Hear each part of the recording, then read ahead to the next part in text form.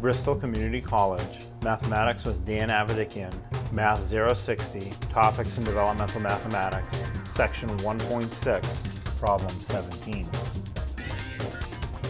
This is Section 1.6, Problem 17.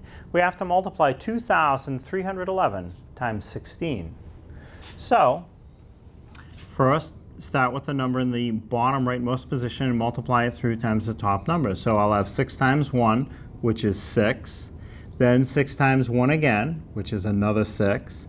Then I'll have 6 times 3, which is 18. Now for 18, I put the 8 from the 18 in the position that I'm filling out and carry the 1 from the 18 to the top of the next column to the left. Now I multiply 6 times 2 and add the 1 that I carried. 6 times 2 is 12.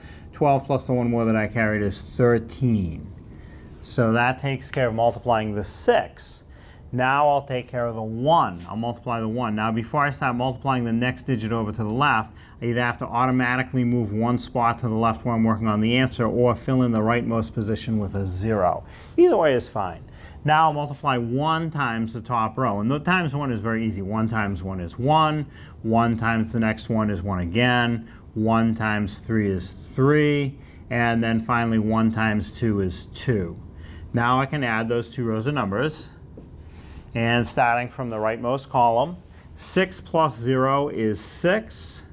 Then the next column to the left, 6 plus 1 more is 7.